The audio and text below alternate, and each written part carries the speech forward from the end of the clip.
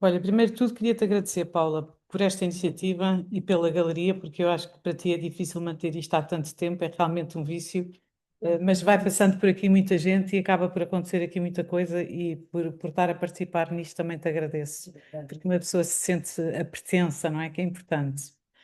Depois gostava muito de agradecer ao Senhor Lenin, que já não está presente, e à Clara Menezes também pelas conversas que tive com ela e pelo trabalho que fiz com ele. A Valentina, que chega sempre um bocadinho atrasada, mas cá de vir, porque a Valentina talvez tenha sido das pessoas mais importantes também na materialização dos objetos, porque começou por me comprar imensas coisas e depois investiu e investe no trabalho, e sem ela também seria muito difícil. Ao Gonçalo Freitas, porque tirou sempre as fotografias dos trabalhos e tem-me ajudado com todas as publicações. Também gostaria de lhe dar uma palavra. E por fim, à Cristina Felipe, que não está cá, mas que eu acho que foi muito importante no percurso, no meu percurso e se calhar no percurso de muita gente, e que, pronto, também não queria deixar de lhe dar uma palavra, até porque há muitas exposições em que participei que teve a ver com o trabalho que ela foi desenvolvendo, e sempre bom trabalho. Pronto. Então, vou tentar situar um bocadinho a minha vida. Tenho 15 minutos para fazer isto. Aqui. Sim. Então, vivi numa família normal, se calhar um bocadinho abastada. Os meus pais foram das primeiras pessoas a fazer yoga em Portugal. Não tive nenhuma consistência em termos religiosos. Antes, pelo contrário, já os meus avós tinham divorciado, portanto, era uma família um bocado atípica antes do 25 de Abril. E a minha mãe meteu-nos no Liceu Francês porque queria que os filhos crescessem de uma maneira livre e sem alguns tabus. Pronto, eu fui fazendo este percurso, eu sou 25 de Abril, saímos todos do Liceu Francês e eu era uma péssima aluna, eu só gostava de desenho e matemática, eram as duas coisas que eu gostava. O resto, eu estive a contar à Paula, eu não sei como é que passei o liceu todo, porque se calhar davam ali umas notas, eu chegava ao fim do ano, ia à pauta e ficava a olhar porque é que tinha passado. Alguém dá. Agora percebo, como já dei elas, percebo como é que alguém passa assim, pronto. Mas este foi o meu percurso, é claro, quando tentei entrar na faculdade em Biologia não consegui, e a minha mãe disse: vais para a Fundação Ricardo Espírito Santo aprender um trabalho manual que é para poderes fazer alguma coisa. E foi assim que entrei na Fundação. O Arco era ao lado da Fundação, fui para lá fazer desenho e quando acabei a Fundação decidi que queria fazer escultura. Bom, isto tudo porque chegou ali a uma altura da minha vida em que eu não tinha nenhuma estrutura espiritual, não tinha nenhuma história que me desse alguma resposta às necessidades e às perguntas que eu fui sempre fazendo, e de repente tive uma crise existencial. Foi uma coisa muito violenta na minha vida. Fiquei naqueles limites de não de pensar que enlouquecia mesmo. Tive muito mal. E nessa altura decidi pensar o que é que os meus antepassados fizeram, não foi só respirações, o que é que eles fizeram para poder ultrapassar isto, e decidi, pronto, eu agora vou fazer o que eles fizeram, porque se há 3.000 anos ou 4.000 as pessoas andam a fazer isto, há alguma coisa a dar, e portanto decidi tornar-me cristã. Foi nessa altura que fui para a Faculdade de Teologia. Fiz só 2 anos, não tenho o curso todo, pronto, mas foi ali uma boa aproximação. Isto tudo porquê? Porque todo o meu trabalho baseia-se nisto. Nesta angústia que às vezes sinto, que à medida que fui avançando na vida, a coisa foi se tornando um bocado mais corajosa, porque não me sinto sozinha, mas sobre estas questões que a fantasia às vezes nos faz estar sempre a pôr e sem respostas, e uma pessoa sempre atrás disto. E então decidi que encontro no meu percurso, encontro um diálogo desde a pré-história até agora, percebi que há imensa gente que se questiona da mesma maneira e que o espaço que a arte tem é exatamente o mesmo espaço que o religioso tem. Na percepção do inquestionável, mas no percepcionável de alguma maneira. E, portanto, decidi dividir o meu trabalho para apresentar em três partes: matéria, energia e espírito. Isto porquê? Porque quando eu estou a ver o trabalho dos outros, e mesmo quando estou só a ver objetos, e faço isso com quase tudo, com os óculos, com um monte de coisas que me saltam assim um bocadinho à vista, eu distingo, portanto, a maneira de eu ver o meu trabalho é a maneira como eu vejo o trabalho dos outros. E tem-me dado imenso prazer a estar a acompanhar aqui as sessões todas, porque eu consigo ver nos outros aquilo que eu às vezes ando à procura. E às vezes tenho até a sensação, que se calhar não se estruturam tão bem racionalmente, mas espero que consigam perceber esta aproximação dos trabalhos de uns e dos outros. Então, este primeiro trabalho, que foi feito em 1988, na Faculdade de Belas Artes do Porto, é um cinto.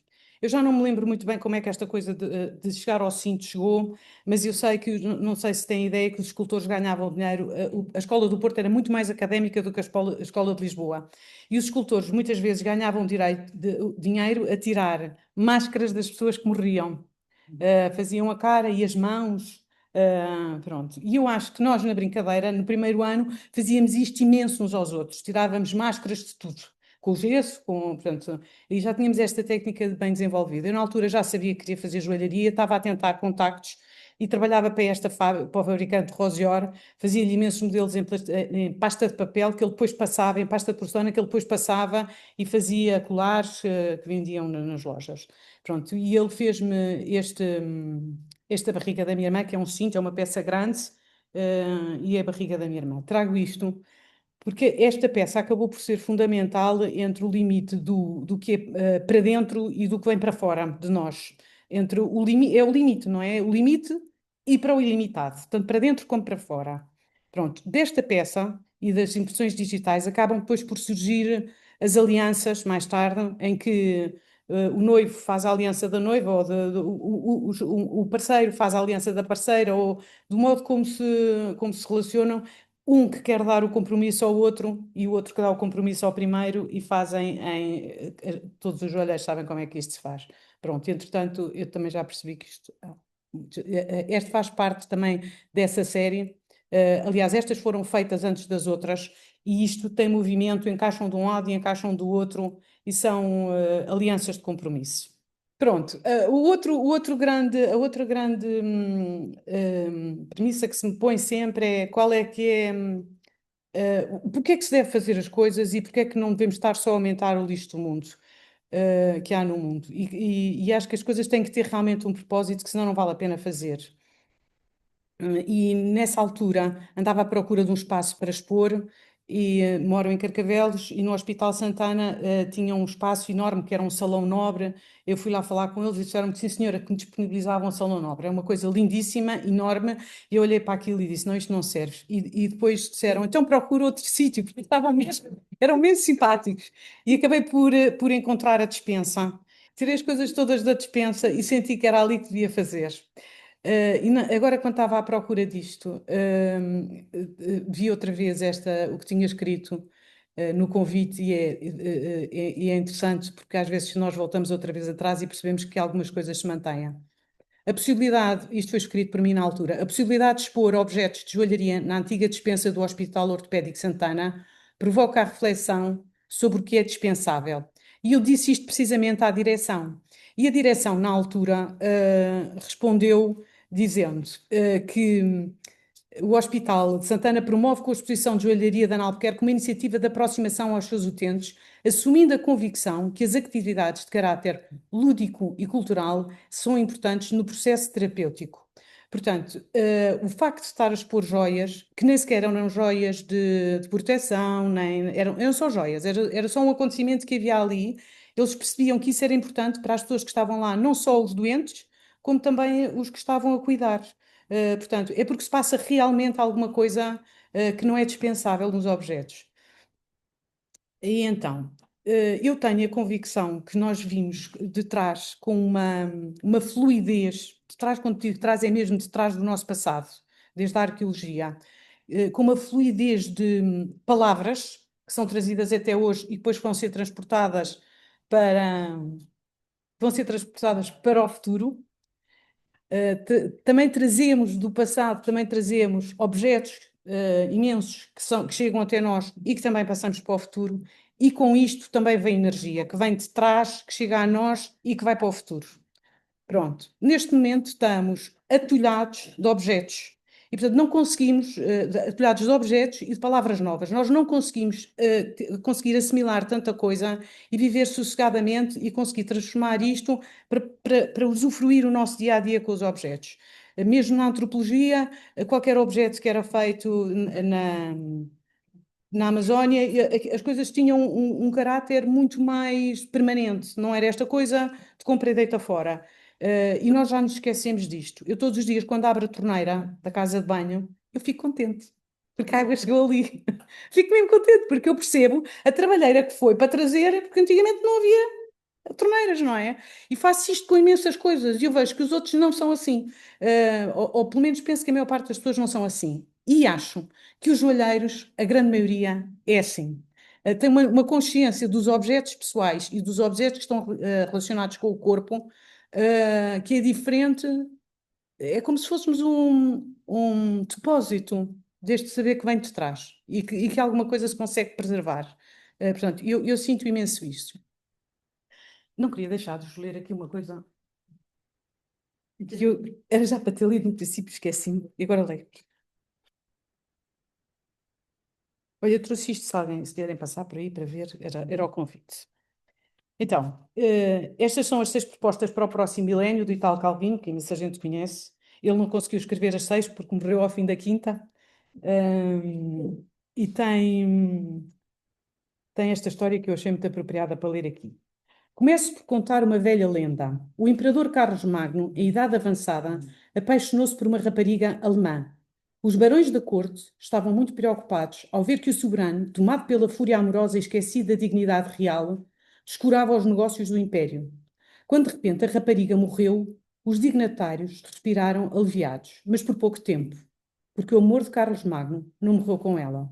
O imperador, mandando levar o cadáver embalsamado para o seu quarto, não queria afastar-se dele. O arcebispo Turpino, aterrado com esta macabra paixão, suspeitou de um encantamento e quis examinar o cadáver.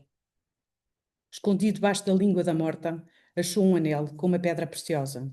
Assim que o anel foi parar às mãos de Turpino, Carlos Magno apressou-se a mandar sepultar o cadáver e transferiu o seu amor para a pessoa do arcebispo.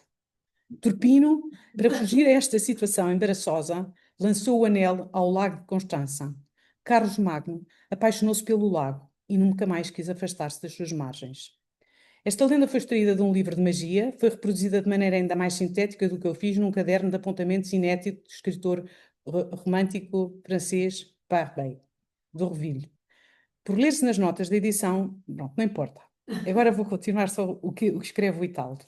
Desde que ali não deixou de me voltar repetidamente à cabeça, como se o encantamento do anel continuasse a funcionar através do relato. Pronto, eu achei que isto era importante estar a partilhar. Tenho imensas histórias que estão relacionadas com joias, de várias coisas, e um dia gostava de ter alguma compilação, fazer uma compilação disto, porque eu acho mesmo assim, bom. Pronto, e agora temos então. É de quem? Ok. Então. Ahm, era a tal da despensa que ficou assim. Tinha um vídeo a passar que o Nuno Rebelo fez o favor de fazer música com as minhas joias. Entretanto, é desta altura, estes colares, que eram uns tubos grandes de ouro, e tinha uma pulseira também. São estruturas e na altura era um bocadinho como se fossem exoesqueletos, portanto aqueles animais que têm os esqueletos por fora. E depois, estas duas peças já são mais escultóricas, que eu trouxe-as para estarem ali, para se poderem ver. E já estava a passar aqui para outro patamar dos círculos, e sobre o facto de haver dos círculos concêntricos e dos círculos excêntricos. E acho que é um trabalho já bastante mais próximo da escultura. Este anel tem um sulco, depois podem ver ali. E tem movimento também. Andava fascinada com os torques do Museu de Arqueologia, que são da civilização castrense, castreja. E que é engraçado porque é mais ou menos na mesma altura dos gregos. Os torques tinham umas bolinhas. Portanto, quando eles vinham a cavalo, aquilo fazia barulho. E estes anéis são assim também fazem um barulhinho quando se usam. Pronto, entretanto, entretanto, os pais da Valentina estavam no Brasil e trouxeram várias pedras, topázios, e pediram, pediram um colar, e eu tenho a impressão que foi a Valentina que disse que queria que fosse, tivesse que a ver com o mar, fosse uma coisa relacionada com o mar. E na altura tinha lido uma.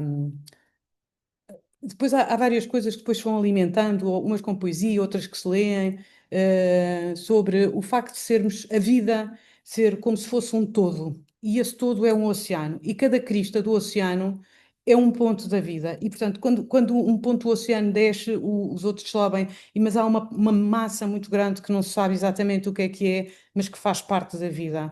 E este colar chamou-se Ondear e Mar, e depois a Cristina. Filipe escolheu para estar na Gulbenkian quando foi aqueles os convidados de verão, não era? Pronto. Esta é a que a Paula tem, que é sobre o ouro e o lixo. Isto tem a ver com o contexto dos materiais e de que modo é que se transformam materiais que são. Tem a ver com o estatuto dos objetos, na realidade, que é, nós podemos ter objetos que são sem nome ainda, que são coisas. Depois, o facto de nomear, o facto, o facto de nomear um objeto, já se lhe está a dar outro estatuto, e a seguir os objetos todos têm também um estatuto, até chegar ao objeto estético, e isto às vezes depende um pouco do contexto do objeto. Portanto, as coisas são feitas um bocado por camadas, e nós muitas vezes, quando vemos os objetos, vemos só a primeira camada e não passamos à segunda camada. Eu agora tento dar um título, agora já tento escrever o título no objeto, que é para se perceber isso. Já escrevo um texto para explicar, que eu percebo que não se possa compreender o objeto na totalidade, mas pelo menos ter algumas pistas para se perceber que aquele objeto saiu ali um pouco do contexto. E na joalharia, eu acho que o contexto ainda tem umas particularidades que têm a ver com as pessoas que usam, que não é propriamente o contexto só. Eu vou tentar explicar isto, por exemplo, com um pacote de leite, que é, temos um pacote de leite, o pacote de leite é um pacote de leite, enquanto tem leite, passa para o frigorífico e ainda continua um pacote de leite. Começamos a despejar o pacote de leite e às tantas só temos o pacote, já não tem leite. E depois pegamos naquilo e metemos no lixo e passa, ainda vai estar na reciclagem, ainda vai para os produtos que estão, ainda têm alguma identidade, vai para os produtos que estão no plástico. E a partir daquele momento, depois vai para a lixeira e aquilo acaba por se ir desmembrando de tudo, e ele passa a ser uma coisa, portanto, deixa de ser um objeto com identidade e passa a ser uma coisa. Se for um artista a pegar nesse objeto e contextualmente a metê-lo num museu, aquilo passa a ser visto com outros olhos. Se o assinar, ainda tem outro estatuto, não é? Portanto, é uma coisa, conforme o contexto dos objetos, eles têm realmente um estatuto diferente. Pronto, isto é em relação à matéria. E aquele ali tem a ver com o círculo da perfeição, do ouro e do lixo que foi encontrado na praia. Portanto, é uma maneira de pôr os objetos num contexto diferente. Temos a matéria. Deixa lá ver o que vem a seguir, que eu já não sei. Pois, esta é outra parte que me interessa também bastante na joalharia, que é de que modo é que aquele objeto se relaciona com aquela parte do corpo. Porque, e foi talvez o primeiro, este é de 1998, em que eu senti isto. Mais uma vez, Valentina, foi o anel de noivado da Valentina, em que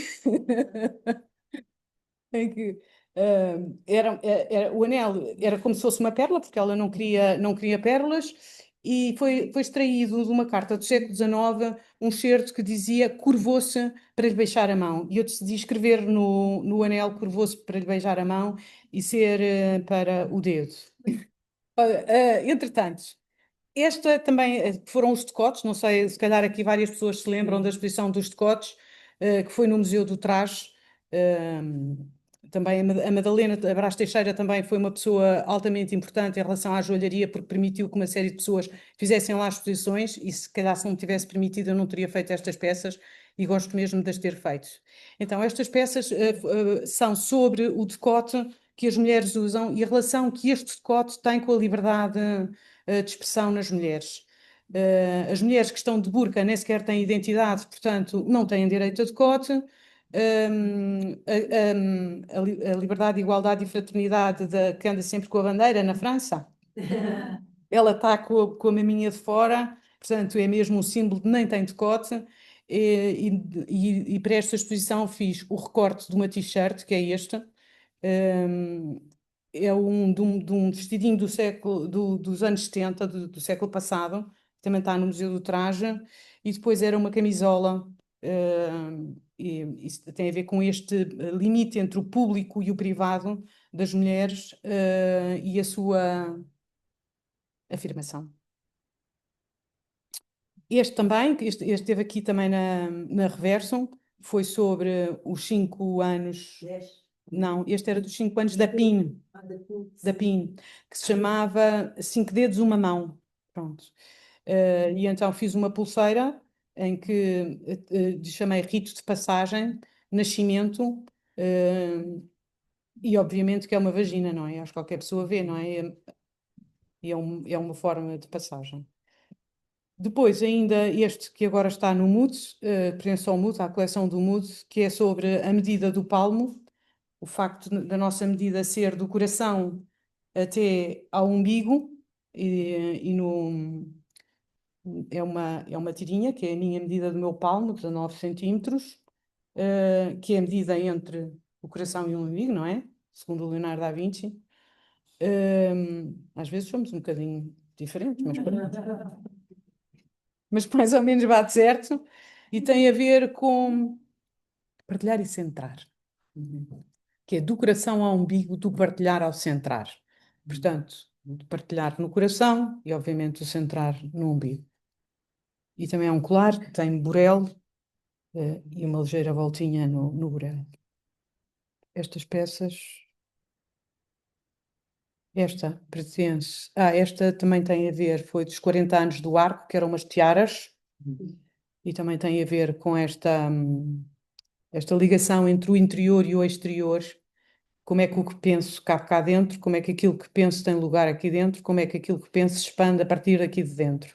Portanto, tem a ver também com esta relação com o nosso interior. E depois temos o João, acho que é João Nogueira, com a tiara na cabeça. Também da exposição Tallinn, Lisboa-Tallinn, que teve a curadoria do Harry Livrand, da Kadri Malk e da Cristina Felipe, em que eram duas exposições na mesma cidade e que tinha a ver com as cidades estarem nos extremos.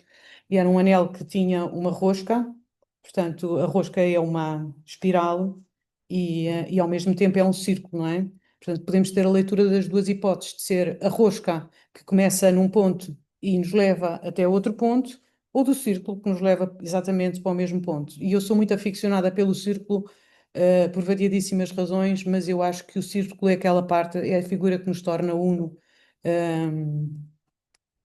Só assim uma parte, Ptolomeu, que viveu, pai, no século I depois de Cristo, ou dois, não é? Já passaram, não, pai, no Ptolomeu é do primeiro século depois de Cristo. E eu, quando estou a ver estas coisas, eu vejo que ele estava a pensar exatamente a mesma. Eu é que estou a pensar exatamente a mesma coisa que ele estava a pensar e a ter os mesmos problemas que ele tinha. E encontro, por exemplo, mesmo naquela coisa dos torques, eu vi que quem ia a cavalo não foi quem que fez os torques, não é? Estou mesmo a imaginar uma pessoa a fazer aquilo e a dizer: agora vou-lhe pôr aqui umas bolinhas que é para isto fazer barulho. Portanto, vê-se que aquilo foi fabricado por uma pessoa, mas usado por outra. Esta é sobre a fragilidade. Foi das últimas vezes onde fui passar férias à casa na aldeia, que era dos meus bisavós. Era uma casa muito precária, não era assim, uma casa da aldeia mesmo. E tinha lá um vinheiro, e eu tirei o vime e enrolei-o, e fiz uma moldura para esta parte do corpo. Chama-se Vime, ou seja, sou frágil, não é? E esta parte é que toda a gente sabe quando se sente ansiedade, que é por aqui, quando saem borboletas também é por aqui.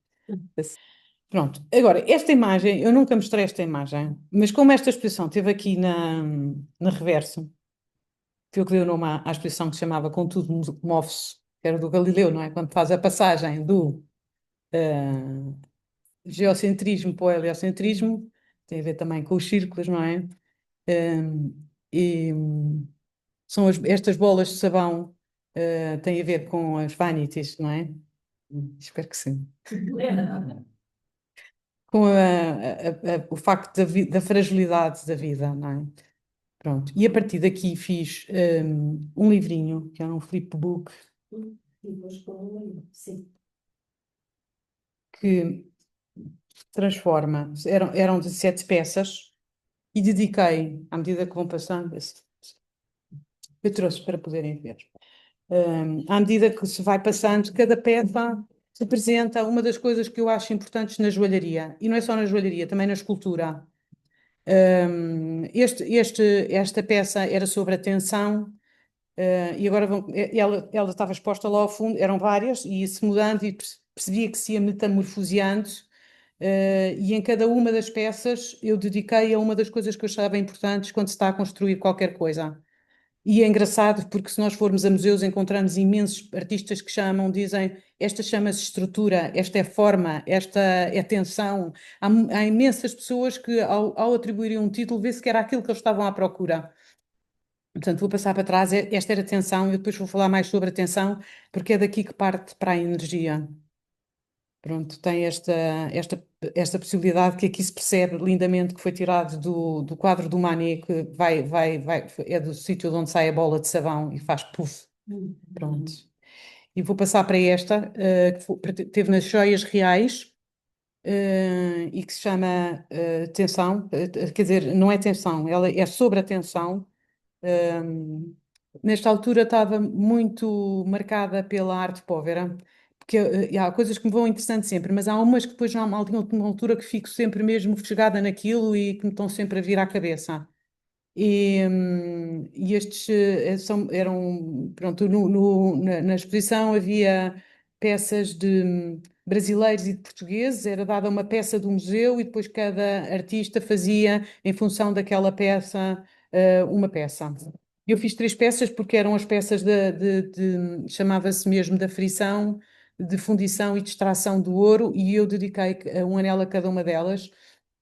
E as pepitas e os diamantes no Brasil eram retirados do rio, portanto, as pessoas iam para o rio e tiravam as pepitas e os diamantes. Isto é um diamante em bruto, esta é uma pepita, não é? E este é um diamante em bruto, que ninguém reconhece um diamante em bruto, a não ser uma pessoa que saiba realmente o que é que está à procura. Portanto, e eu cada vez valorizo mais as pessoas que sabem do que é que estão à procura, porque as outras não encontram, não é? Este trabalho, tecnicamente, é deslumbrante, é deslumbrante. Foi o Sr. Lenin que o fez. A chapa de dentro tem 1 milímetro e ele, quando começou a fazer e começou a alargar a chapa, aquilo partia sempre. Então ele decidiu mesmo começar com uma chapa assim, fez dois círculos concêntricos, tirou o interior e foi batendo e recosendo até conseguir ficar com um cilindro, sem ter uma única soldadura. E a de fora, que é uma mais fininha, então essa sim era uma fitinha que ele depois conseguiu alargar sem partir. E estão realmente em tensão. Estes anéis, para mim, revelam aquela coisa da tensão mesmo, da energia, do que fica marcado. E ainda há duas coisas que eu posso distinguir aqui que me interessam de sobremaneira de ver nas peças, que é, já passámos de uma fase de estar só a ver matéria para conseguir ver energia e consegue-se também ver espírito, eu acho. Mas pronto, fiquemos por aqui. Nesta parte da energia, há a energia que está realmente lá, e nestas peças, que são peças esculpidas, nós conseguimos perceber que está realmente lá energia contida, não é? A chamada energia em potencial. Mas no desenho, nós podemos fazer as coisas assim, certo? Isto é um tipo de energia, ou podemos fazer isto e olhamos para o desenho e sabemos que o gesto que fez fazer isto é um gesto que tem uma energia diferente disto. E toda a gente sabe quando está a fazer a cama, não é?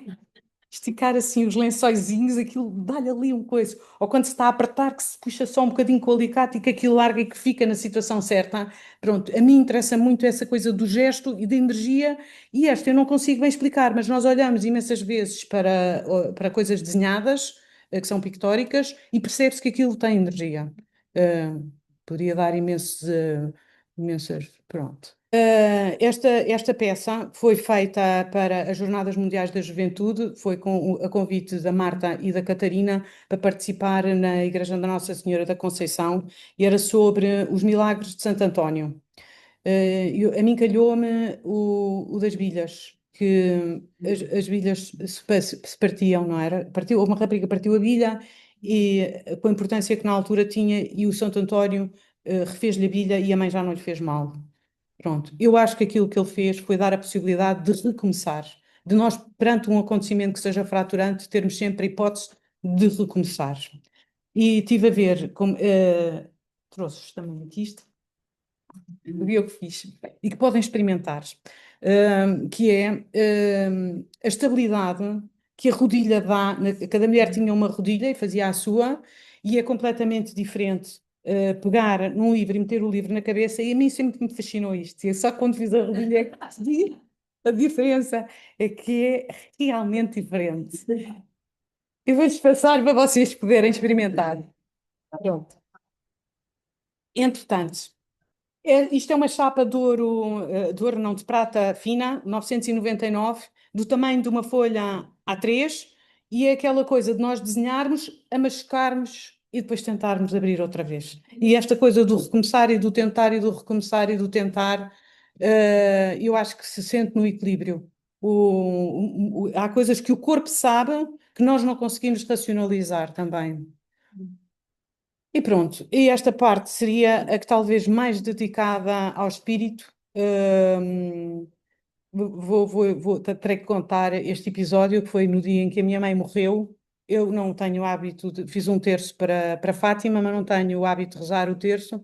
No entanto, no dia em que a minha mãe morreu, ela morreu de manhã e eu deitei-me a pensar que ia descansar normalmente, no senso, e dormi 2 ou 3 horas e de repente acordei à meia da noite e estava com os pensamentos todos bastante alterados e decidi, vou pegar no rosário, no terço para rezar. E comecei a tentar rezar e não conseguia dizer 2 palavras seguidas. Aquilo saltava de uma para a terceira, da terceira para a primeira, da primeira. Foi uma coisa mesmo completamente estruturante. Levantei-me da cama, fui passear para a praia, mas lembro-me daquele momento em que estava a tentar organizar os pensamentos e de não estar a conseguir fazer isso. Pronto, e depois, na altura do Covid, acabei por fazer esta peça que se chama, são 3 peças de usar por dentro. E esta é um rosário e tem as dez pérolas, desmanchei o colar da minha mãe, e tem 10 pérolas que correspondem às 10 Ave-Marias, e depois seriam os Pais Nossos, mas tem ali assim uns enganchados um bocadinho diferentes. Obviamente, quando uma pessoa olha para uma peça destas, não vai estar a pensar coisa nenhuma destas, não é? Eu sei, mas o que é certo é que quando eu a fiz, penso nisto, e acho que os outros, quando estão a fazer peças, também provavelmente estão a pensar noutras coisas. O fio também foi feito sobre esse princípio, não sei se isto se consegue aumentar, não se consegue. Consegue, olha. O fio é tipo uma catrefada de nós, é feita com osso, que era o osso dos meus cães, e foi tingido com curcuma, cozido e tingido com curcuma e com óleo de coco, e tem estado a aguentar. Esta chama-se cruz também, e a terceira chama-se de usar por dentro por um fio. Pronto, estas 3 peças, eu abençoei-as, pedi a um padre para as abençoar. Eu não sei bem o que é que isto quer dizer, mas eu sei que as peças abençoadas são diferentes das que não são abençoadas. E, portanto, eu achei que estas tinham que ser abençoadas. Também não conseguem explicar, os padres também não sabem o que é que estão a fazer, porque também não. Eu pergunto-lhes exatamente o que é que se passa na altura do abençoar e também ainda ninguém me conseguiu explicar isto. Mas eu sei que o fazem, é quase como depositando ali boas energias, não faço ideia. Mas eu acho que o facto das peças estarem abençoadas é diferente de não estarem. Uh, Pronto, são mistérios. Pronto, entretanto, o santuário encomendou-me um terço e eu achei que nunca faria nada em plástico e pronto, e lá estava eu a fazer uma coisa em plástico. Foi feito sobre o decalque de uma azinheira, portanto as Ave-Marias são decalque de azinheira e as passas representam as uvas. Há uma grande, também no livrinho, naquele livrinho onde está uma das distinções que faço entre o facto de ser um objeto que seja único ou um objeto múltiplo, que tem diferença aos objetos, no estatuto dos objetos serem únicos ou serem múltiplos. Mas depois eu acho que há objetos Não sei porquê, não faz, até se calhar se forem muitos até é bom. Estes fizeram uma tiragem de 200 mil e eu fiquei muito contente, já os venderam todos. São objetos que por si fazem logo a passagem. Nós não precisamos de dizer nada para que estes objetos possam fazer uma passagem. E é interessante que são objetos altamente poderosos. Os católicos têm estas, ou os cristãos têm estas. Existe também para os hindus. Existe para os muçulmanos. E eles todos têm mais ou menos a mesma forma, têm várias continhas e depois têm uma zona pendurada. E eu já testei isto várias vezes e tem realmente um poder altamente de foco, de centro, de baixar o stress. Portanto, é um objeto que isto faz sentido haver em várias culturas e já ter sido testado durante bastante tempo. Está a cair em desuso na nossa sociedade. Mas são objetos que têm uma coisa que faz uma passagem mesmo de ver com os olhos de ver. Esta peça pertence à coleção da Teresa Seabra e chama-se Quase. É sobre a nossa incapacidade. Fiz três também. Está aqui esta, portanto, que é um fio de cobre, não é ouro, é quase. Na alquimia, não é? E é quase lisa, mas não é oval, mas não é. Tem outra que tem uma soldadura que não está soldada completamente, que está quase soldada também, e tem outra que não se chega a tocar. Uh, Esta já está assinada. E pronto, depois temos o belonging, que é a nossa possibilidade de pertença, e de pertencermos aos outros, que é o que nos dá o caldo. Entretanto, comecei a trabalhar sobre a natureza, porque eu acho que nós somos natureza, ponto. E somos tão natureza como uma bactéria ou um vírus. Eh, Se olharmos para os cães, percebemos que não somos mais do que aquilo, e esta noção de que podemos eventualmente ser mais, do que outra vida, somos todos vida, é o que eu acho. Eh, e que comecei também a escrever cada vez mais. Eu posso ler. Gosto da fotossíntese, é o princípio da vida. Atua em matéria inorgânica e transforma em matéria orgânica, em vida. Parece-me sempre a criação do mundo. Faz-me lembrar Deus a soprar num pouco de barro e a dar-lhe ânima, alma com vida, com um bónus, o oxigênio. Portanto, isto é a clorofila, certo? Desde sempre que me entrego às árvores e ultimamente com a pressão urbanística, a agricultura de exploração intensiva, ainda sinto mais compaixão por estes seres. Estou envolvida ativamente na defesa do último bosque, junto à orla costeira, no local onde vivo. Evitei que o meu vizinho cortasse a sua árvore do jardim. Pequenos gestos que custam horas. Seco e vendo chás para angariar fundos que ajudam a custear as ações de defesa ambiental. As bétulas existem há 3 milhões de anos. Povoaram toda a Europa. Elas alteram o solo em proveito de outras espécies. Cada uma vive cerca de 100 anos. Permitem que os carvalhos se instalem. As bétulas representam a generosidade de todas as árvores. Saem com toda a força do chão, representada na verticalidade. Trazem essa energia da terra que comunicam aos céus. Mudando com as estações, transformam os nossos dias e de todos com quem são simbióticas. Pronto, olhem, eu adorei a vossa atenção. Gostei imenso de estar aqui mesmo. Obrigada.